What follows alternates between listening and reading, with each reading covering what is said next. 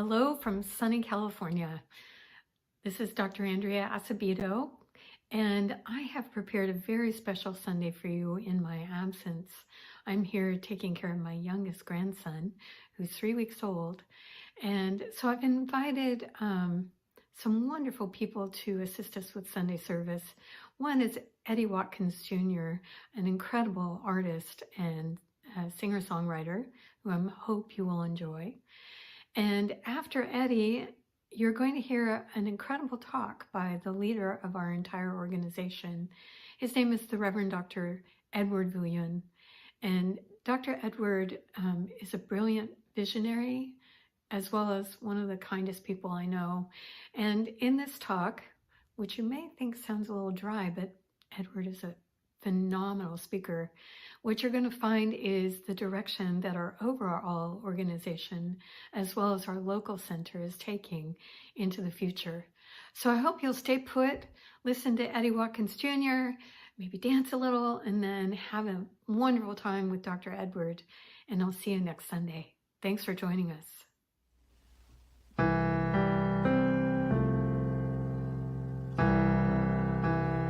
Thank you, Center for Spiritual Living Bellingham, for your support over the years. Sending you love, appreciation, and gratitude. Thank you, Amber, for this wonderful invitation to serve with you today. Together, we are making a world that works for everyone.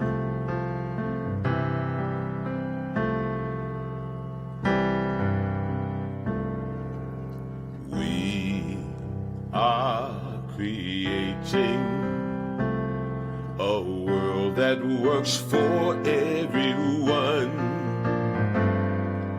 Yes, we're amazing, and we've just begun to feel the power and the freedom to be who we came here to be, as we discover each other and celebrate humanity. We are creating a world that works for everyone. Yes, times are changing. It's a love revolution as we are walking together. Love is leading the way through the fields of compassion to a world that works for everyone.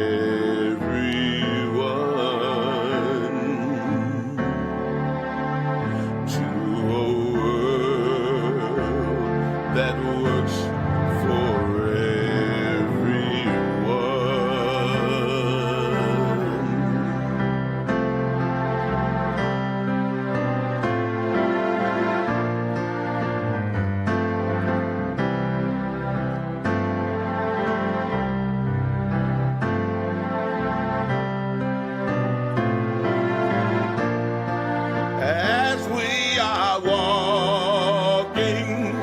together, love is leading the way through the fields of compassion to a world that works for everyone.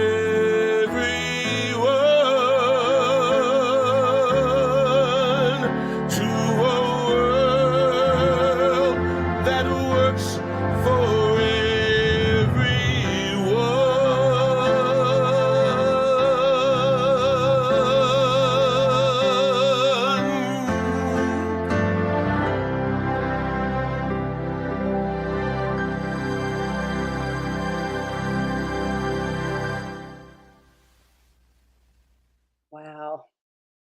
Thank you, Eddie and Dr. Andrea, and welcome everyone.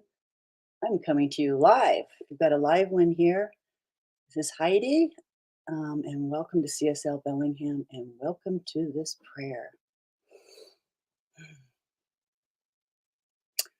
I agree with Eddie. I allow love to lead the way. I open myself to that vast love of spirit that is always available to me, to you, to everyone.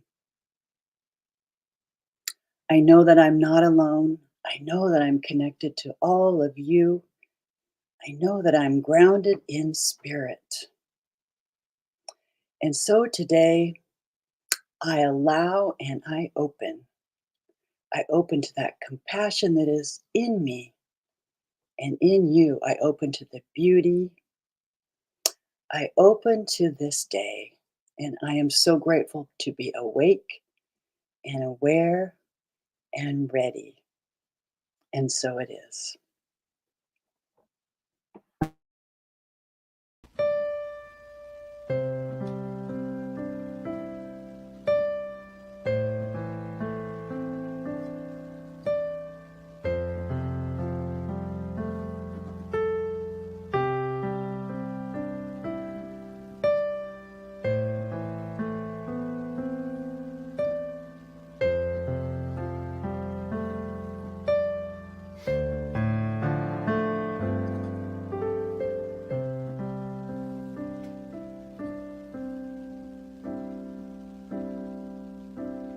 God is, I am, right here,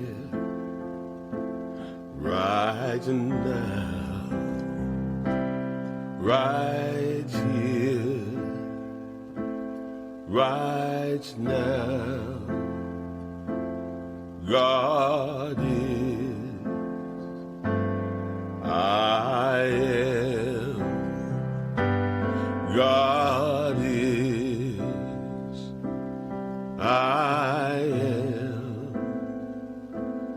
Right here, right now, right here,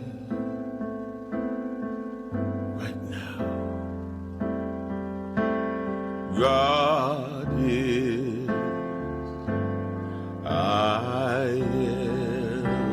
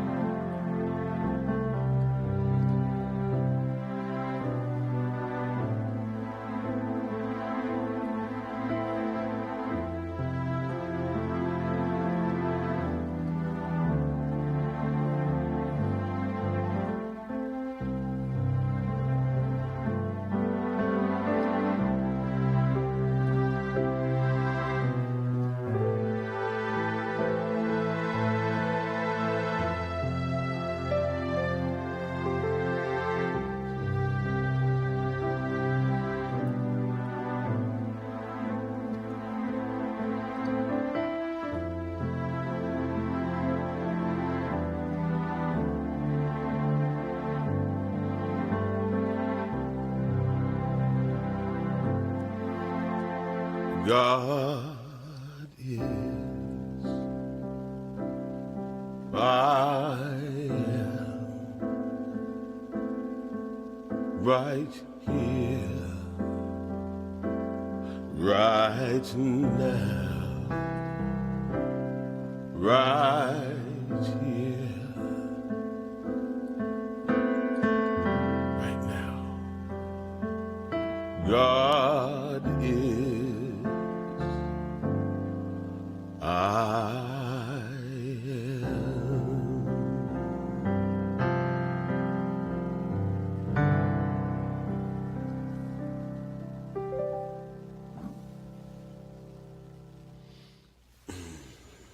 Flow through me.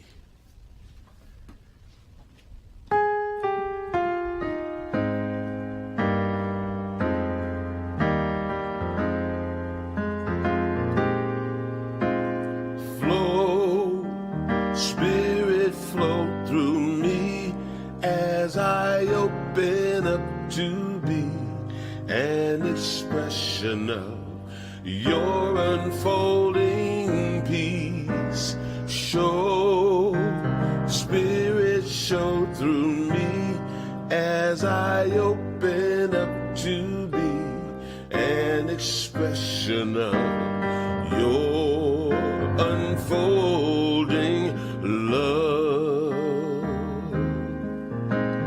Flow, Spirit, flow through me as I open up to be an expression of your unfolding peace. Show, Spirit, show through me as I open up to be an expression of your unfolding love.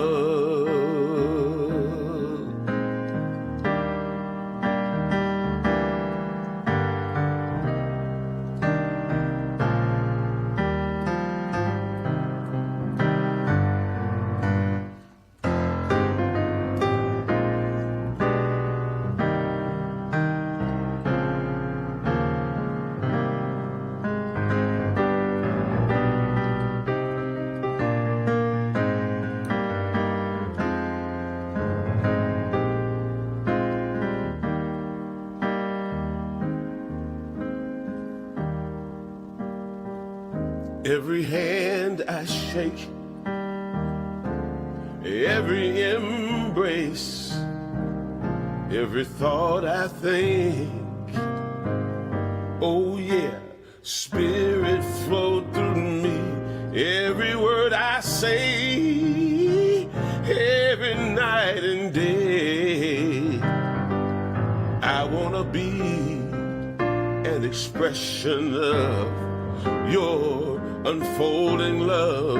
Every decision through the confusion, flow through me, Mother, Father, God, as I open up to let your Spirit lead the way. Oh, I'm not worried, 'cause I know that as I believe, so it is. And when I wake up in the morning, and when I put on my clothes and go about my day, let me help somebody, let me love somebody, let me touch somebody. Flow through me, oh, flow, Spirit, flow through me as I open up to be an expression of your unfolding peace. Show, Spirit, show through me as I open up to be an expression of your unfolding love.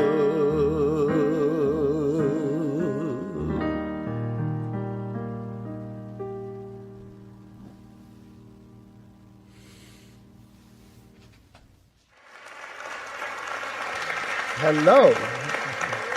Oh my goodness. Good evening, beautiful people of Centers for Spiritual Living. How wonderful this is for us to be together here in our convention, and wherever you're watching from, welcome. It's an auspicious occasion for so many reasons for us. Yesterday was the 27th anniversary of Dr. Martin Luther King Jr. here in the United States, where we are gathering for our convention. It's a very important acknowledgement for us here. And there's another reason also why this is such an auspicious occasion. This is the 10th year anniversary of Centers for Spiritual Living becoming who we are today. Yeah.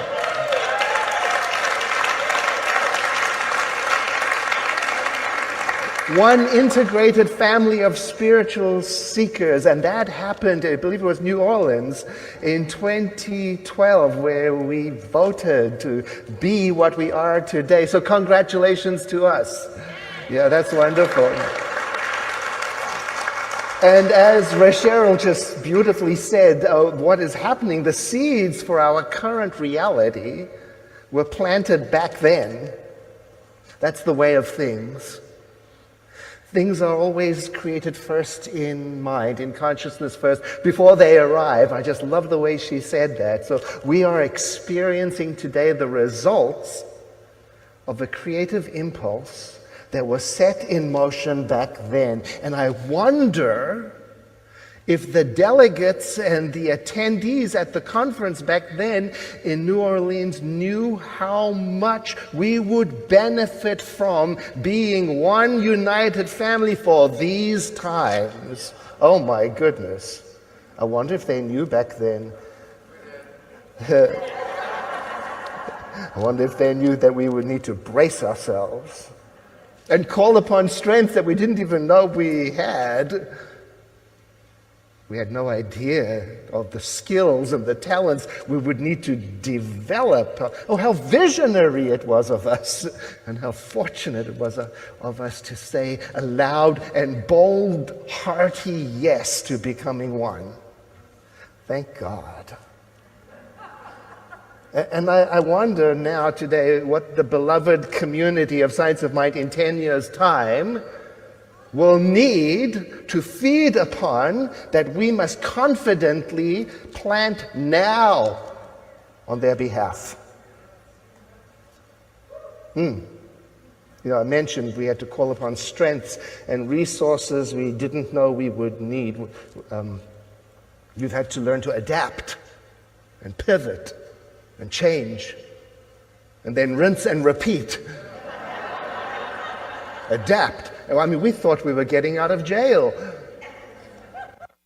Adapt again. Do you remember when it first became apparent that the spiritual community that we knew and understood and were good at was going to have to change and go online? Oh, I remember, I do, because it was 1 week after I was elected to be spiritual leader.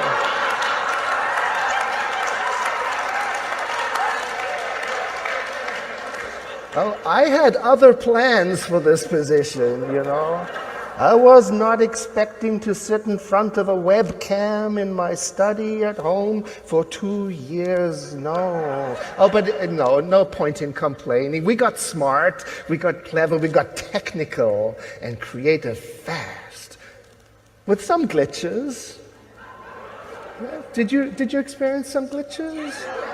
I did. Oh my goodness. You know, one day early on in the pandemic, I was speaking to an education conference on a Zoom call. Some 20 people there, and someone in my household was in the backyard, in the hot tub,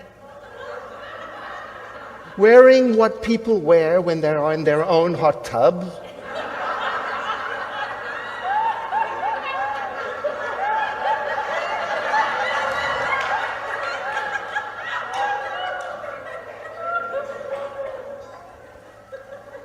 The study where my computer is opens to the back garden, which is the only way back into the house.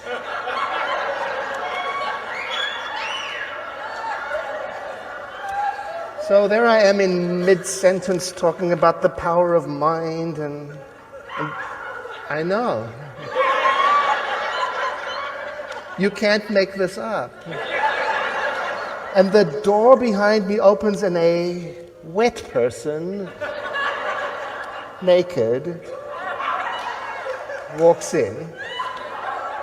What I appreciate so much about that Science of Mind education committee is they didn't say a word. Not a word.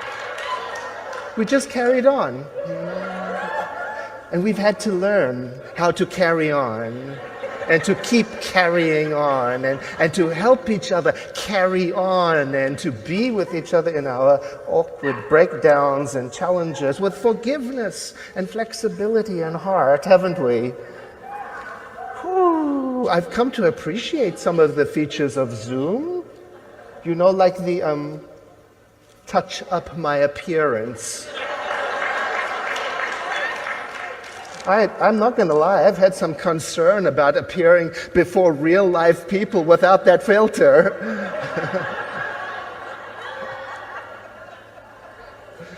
I also love the blur your background. I love that. You know, so that I don't have to clean up. You know. But on the other hand, I have some concern about these features also, you know, touching things up for appearance's sake. Ooh, the glamorization of what is real, because it plays into that spiritually challenging habit of pretending that things are much better than they really are. I've been reading about the impact, the complicated impact of social media on teens these days, how they are being exposed to an unrealistic view of other people's lives and feeling like they have to live up to that. I'm kind of guilty of that myself. Because, you know, I put up a shoji screen behind me when I want to mask what's going on, or that filter, blur the background, you know, when what is just behind the screen is a beautiful and realistic mess called being human. Yeah. I mean, I signed onto one of those Zoom meetings, and right in the middle of it, the shoji screen came down. It fell. To reveal what was actually going on in the study, you know. Note to self. Is this a metaphor for my life? Am I overly concerned with appearances? Of how things ought to appear? Do I really need to touch myself up to appear in the spiritual community of my choosing? Do I really need to hide my mess? Is pretending that there is no mess in my life one of the downsides of being obsessed with positivity? And is that the Science of Mind message that the community of 10 years in the future will want?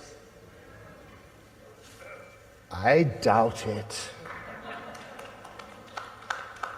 I don't want that for myself, and I don't want it for our movement. I know I can do better than hide behind a screen or a filter. I want to know that we can be present for each other in our moments of chaos and distress and disappointment, and be with the raw, complex emotions that go along with being human. And I want to plant that seed so that 10 years from now, or even right now, young and old alike will not have to hide when we are feeling sad, disappointed, frightened, angry, confused, mystified. You know, when I was younger and I first found Science of Mind, I developed, a kind of fear of negative thinking. So I avoided or hid anything that was disturbing or conflictual, because I thought it said something about my wholeness as a spiritual being. Oh, I'm so sorry that I went that way. I wish I had read these words of the activist and child advocate, what is her name? L.R. Noss. She wrote these words: "Do not be dismayed by the brokenness of the world. All things break, and all things can be mended, not with time, as they say, but with intention. So go, Love intentionally, extravagantly, unconditionally. The broken world waits in darkness for the light that is you. Is that not a clarion call for our teaching?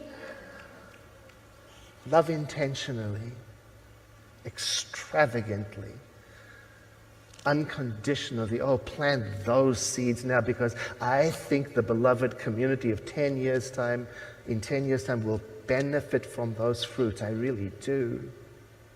Because things happen. And you know, we've had so much loss in this past year. What is it? Over 5 million people dead from the pandemic. And also, Bishop John Shelby Spong died in September last year. And also Archbishop Desmond Tutu, December, the day after Christmas. You know, two giants of spiritual heroism, each with their own clarion call to spiritual people like us to stay relevant and engaged and real, to stand in the glorious mess and face it, and to not hide from it or avoid it, and to love intentionally and extravagantly and unconditionally. They were not afraid to stand in the darkness and shine their light. You know, Bishop Spong was a friend of Centers for Spiritual Living. Yeah. He spoke at our Sillamar conference one year. Maybe some of you were there. Oh my goodness, I remember it. So he said something about how Christianity, for it to remain viable and to survive, had to examine and rethink some of its teachings. Oh, and we applauded. We applauded his boldness. And I remember then clapping, thinking, should the same not be true for our Centers for Spiritual Living? Should we not rigorously examine our teaching in light of what is known today so that we can stay relevant? I'm certain Dr. Ernest Holmes would. He would want that. And it's happening anyway, whether we want it or not. The difficult questions are asking themselves without permission. Because as we learn about privilege and bias and classism, etc., the world over, these questions cannot be held back. Yeah?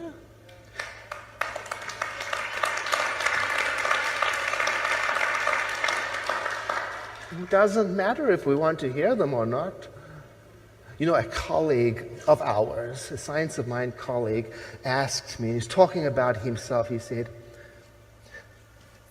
is it only my consciousness that brought me to this place of success? Or did my privilege have something to do with that? In the same week, another colleague, a Science of Mind minister, called me and said, Edward, talking about himself, he said, Edward, am I in a position of power and influence solely because of my spiritual practice, or did the societal bias toward my gender and race have something to do with it? Oh, these questions cannot be stopped. And to remain relevant and viable, we have to keep step with them. We have to answer them.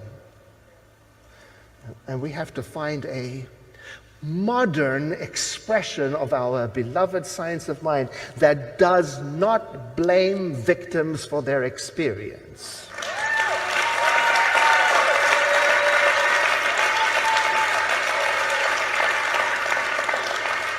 But instead teaches us to have minds that can hold the complexity and the ambiguity and the contradiction of being human with all of its nuances, and to remain open to the full range of feelings that go with being a messy human being perched behind a filter. You know, in a way, we are being invited to the table to investigate what exactly does spiritual bypass mean? And are we complicit in it? And how may we avoid teaching the next generation to look away when terrible things happen to good people? You know, the science of mind of the 1930s must and will evolve. That's just the way of things. Nobody can stop it. In May of 1992, the Science of Mind magazine published an article by Dr. Ernest Holmes which stated that the one who understands the science of mind will be tolerant, kind, and sympathetic. Now I wonder if Dr. Holmes were alive today, if he would want us to go further and do better than that. I wonder if he would expand on the idea of tolerance. I'm guessing yes, he would. I'm guessing he would invite us, the students of Science of Mind, to ask,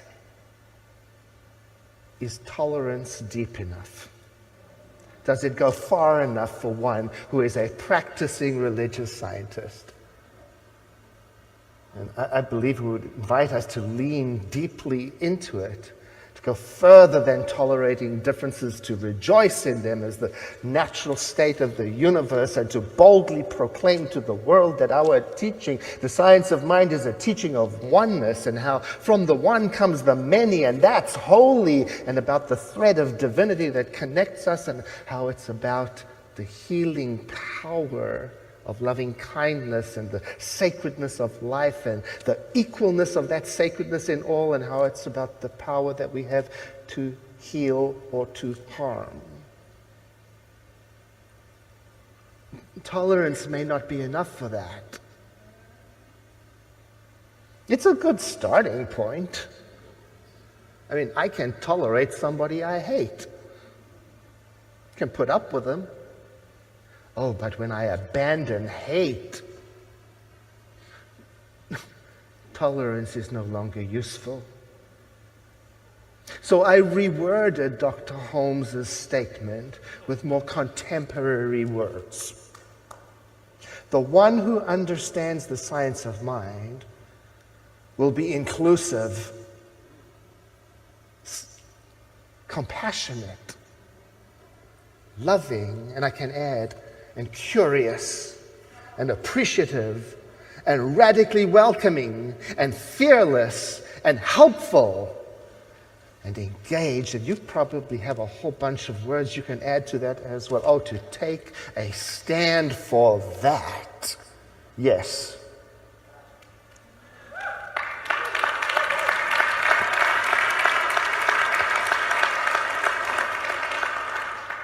We have been very cautious about taking a stand as a movement.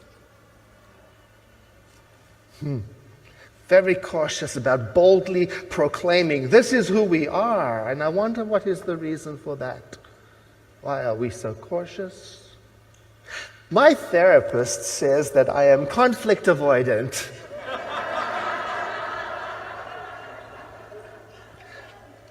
I like to maintain positive relationships with people. I like to be thought of as being nice, good, harmonious, awake. I don't like to rock the boat. The problem with that is that when something happens, and something always happens, something that I don't like is always happening. And even though I saw it coming, I didn't say anything. because I want to avoid the conflict. And then when that something happens, I realize my silence helped it happen. I was a silent partner when I didn't speak up for what I stand for. I see that now. I think our centers for spiritual living may be conflict avoidant.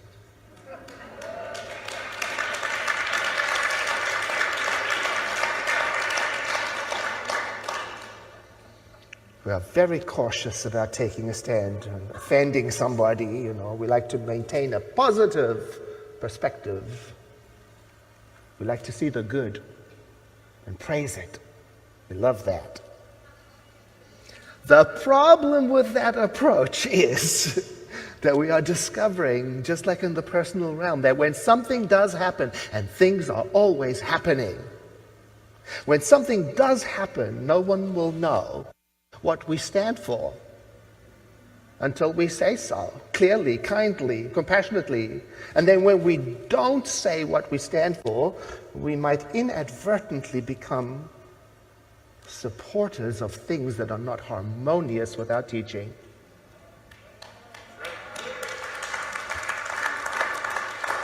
In the United States, public shootings has been a problem for a long time, and one of our Science of Mind colleagues wrote these words, and this is for a couple of years back. You can just feel the pain in the words.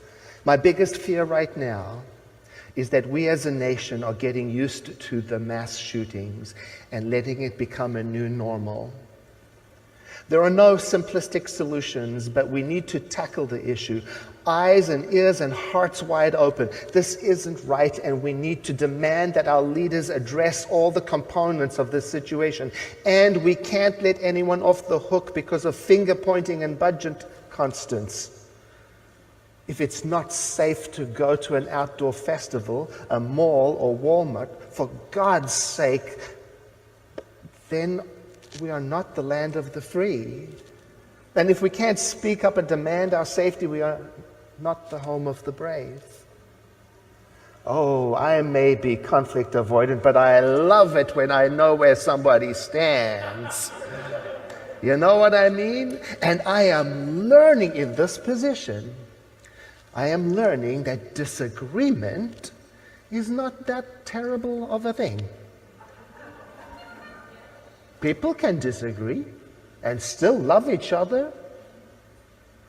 Disagreement, it turns out, is survivable. Being shot at a festival or in a nightclub or in a supermarket or while jogging in a white neighborhood, it turns out is lethal.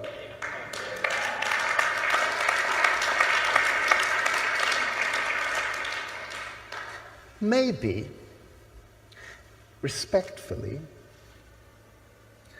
we are conflict avoidant because of something that our founder, Dr. Ernest Holmes, said. He suggested that we were to stand for something and against nothing. I think we could be better, much better, at standing for something and coming out for something, or at least getting clearer on how this beloved science of mind instructs us to live in this world. We might want to also ask ourselves, what is the imperative? You heard Rachel say that? What is the moral, spiritual imperative from our science of mind? And we don't have to have the same opinion, but we don't have to agree with each other also, but surely we must ask that and answer it. What does this teaching of oneness, compassion, and love compel me to take a stand for in this world right now? No matter which nation I am living in, how does my faith tradition compel me to stand for liberty, equity, inclusion, justice? How?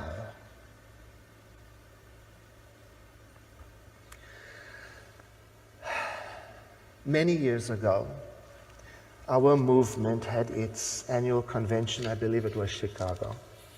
And one of the topics on the table was whether or not to make a statement as a movement in support of same-gender marriage.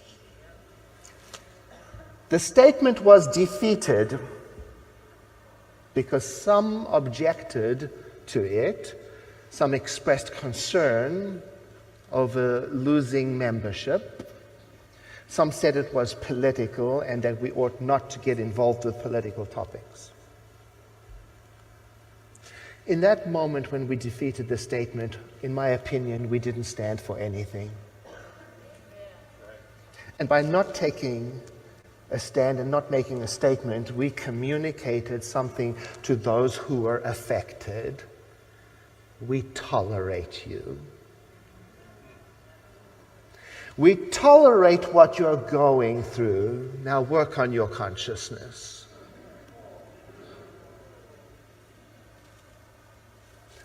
Archbishop Desmond Tutu did not tolerate tolerance.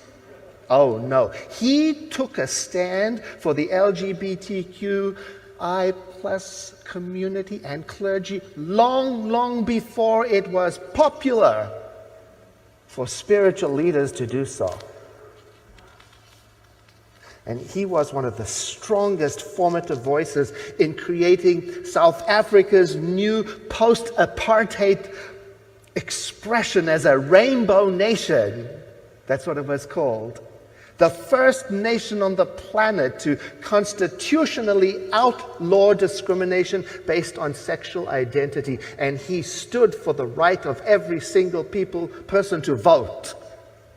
I would like the seed that we are planting now for the Science of Mind community of the future to be that bold.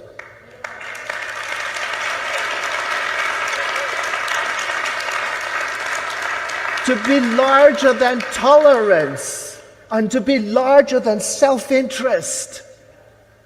Oh, maybe it begins by allowing those questions in. What am I promoting, allowing, permitting when I don't take a stand for oneness? What am I promoting, allowing, and permitting when I ignore those who are unnecessarily oppressed, marginalized, maligned, killed, starved? See, I join those people who say it is the moral duty of the spiritual community to explore social issues in the light of their faith tradition.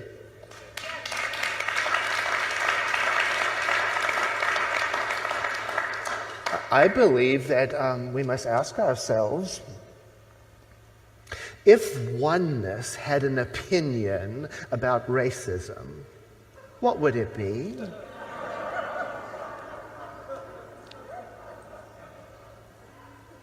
If unconditional love did something about homophobia or any of the other phobias, what would it be? If the infinite, all-inclusive, all-knowing mind had a voice about inequitable distribution of opportunities and access to services and resources, what would it say? And then, according to our practice, listen. Listen for the answer. And if the voice says, turn away and let each of them tend to their own. If the voice says, take care of yourself first. If the voice says, their consciousness created it. If the voice says, don't think about those who suffer, it'll take you down. If the voice says, ignore those who are oppressed and marginalized, then I question if it can be the message of the science of mind.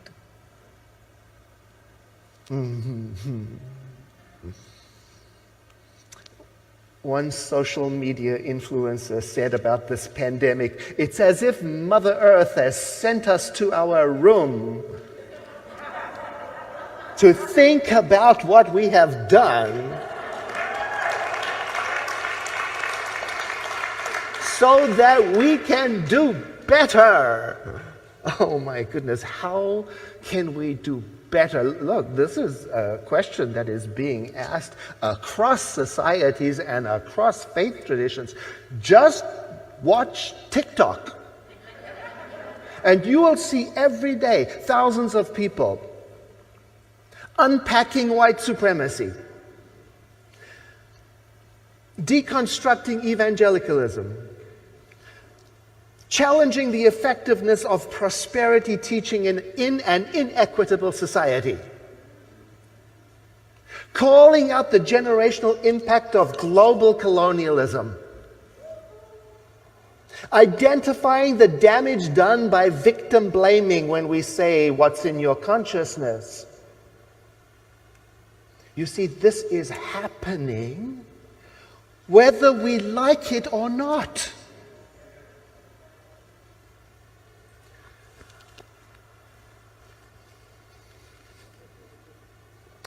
An African American colleague of ours recently said to me, and I want to get it absolutely correct, "Edward, I work with Fortune 500 executives as the only African American woman in a strongly male-dominated conservative business setting, and yet I have not experienced the kind of racial and gender microaggressions there as I do in my own Science of Mind community."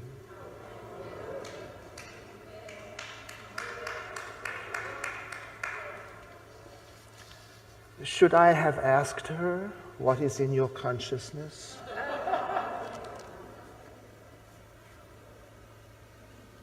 No. Or ought I to hear the uncomfortable and painful truth from one of our own that we can do better than tolerate and blame?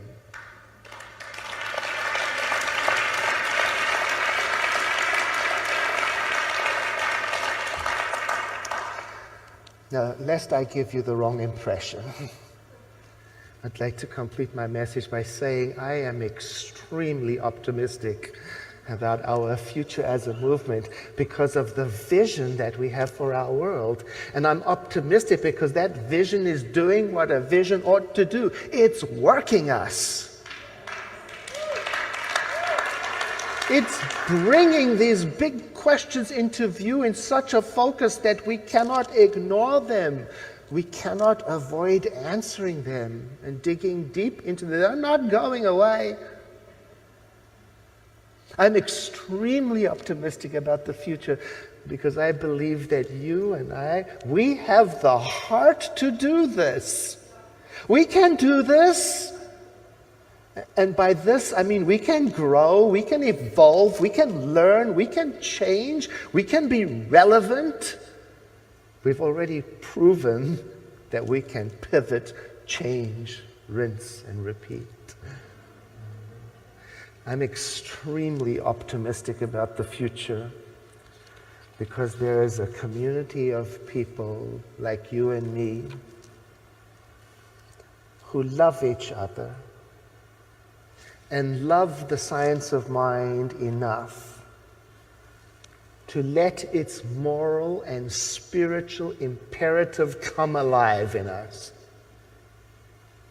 and shape us. I'm extremely optimistic about our future because there is a powerful good in the universe. And it is flowing through us even now in a constructive, creative, powerful way in the direction of the vision that we have. And it is creating a post-pandemic reality in which we are together again in a new way, in a vital form, drawn forward by relevance and engagement in a modern way. Oh, in 10 years' time, they will be grateful that we said yes. And that vision, we envision all people, all beings, and all life as expressions of God. We see a world in which each person lives in alignment with their highest spiritual principle, emphasizing unity with God and connection with each other, a world in which individually and collectively we are called to a higher state of consciousness and action. We envision humanity awakening to its spiritual magnificence and discovering the creative power of thought. A world where every person discovers their own personal power and ability to create an individual life that works within a world that works for everyone. We envision a world in which we live and grow as one global family that respects and honors the interconnectedness of all life.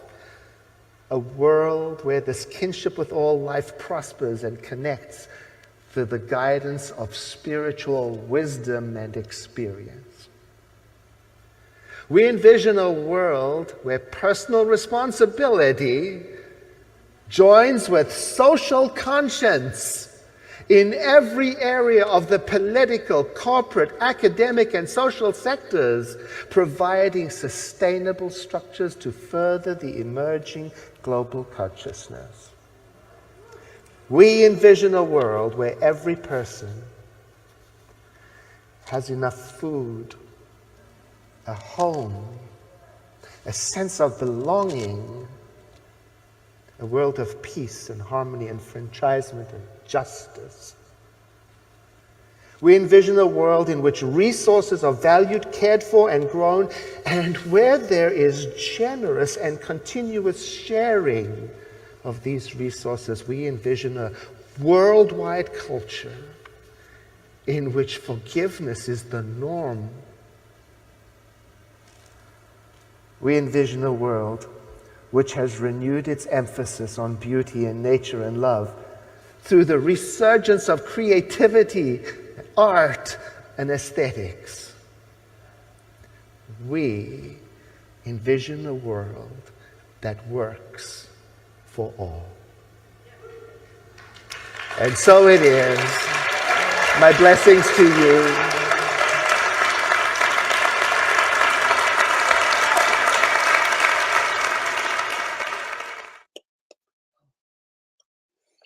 Wow. What an honor to be a part of this organization. And I'm here to give you the announcements, and I will be brief because Eddie is coming back for one more song. Today, Women's Circle, and the theme is Love is a Verb, Love as a Verb. You can check out all of these online and learn how to get online. There's a Zoom link for that. Also, today is the last day to sign up for Talk About Being Current in Anti-Despair. There is a great book study starting tomorrow, facilitated by our Kathy Angel, and the book is Saving Us, A Climate Scientist's Case for Hope and Healing in a Divided World. It's a 5-week Monday book study. See what else is happening. One more week next week of the pre-service community room before the service. At 10:05 and 10:20, it's an opportunity for you to just join in with others that we haven't been able to see for a while. Also, next week on Sunday is number 4 workshop of The Science of Mind in You, which has been a series presented by our wonderful practitioners. The one coming up next week is how to work with the law of cause and effect. So it's really putting theory into practice. And after that, there's another great one about starting your toolkit, spiritual toolkit. See, new members, there is a meeting. Check out this online. Wednesday, March 2nd, there's a Zoom link you'll hear all the information you need to hear about how to become a member of CSL, of this wonderful organization. And also, if you are interested in serving on the board of CSL, now is the time to step up for that. Look online to see who you should talk to: Deb Dole, Anaria, Dr. Andrea. And there is a position open for adjunct board member, which is kind of a way to check out to see if you're suited for that position. If it's something that you would like, and if it's a good fit for you. And one more thing, last but not least, Gourmets for Good, used to be Gourmets for God, is starting up again. If you're interested in being a host, we need some. There are a few who've signed up, but in case you don't know about this, you can read all about it, but it's a wonderful way to get together, eat and play and be social with our buddies from CSL, get to know people better. I think that's it for announcements. And now one more song from Eddie. And thank you, Dr. Andrea, our wonderful leader. And thank you, Dr. Edward Vilhoen. Wow. Back to Eddie. Good morning, CSL Bellingham. I'm here to let you know that God is all there is. And it's time to let the love flow. Here we go. All right, all right.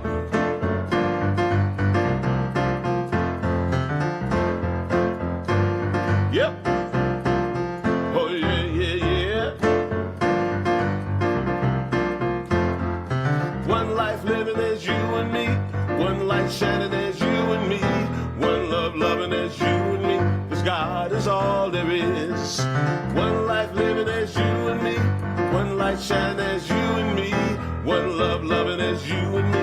'Cause God is all there is. I'm shining from the inside out. I'm so happy. I just want to shout. Woo! One life living as you and me. One light shining as you and me. One love loving as you and me. 'Cause God is all there is. One life living as you and me. One light shining as you and me. One love loving as you and me. 'Cause God is all there is. I'm shining from the inside out. I'm so happy. I just want to shout. Woo! One life living as you and me. One light shining as you and me. One love loving as you and me. 'Cause God is all there is. One life living as you and me. One light shining as you and me. One love loving as you and me. 'Cause God is all there is. One life, one light, one love. One life, one light, one love. One life, one light, one love. All right, all right, all right. One life, one light, one love. One life, one light, one love. One life, one light, one love. We're all shining from the inside out.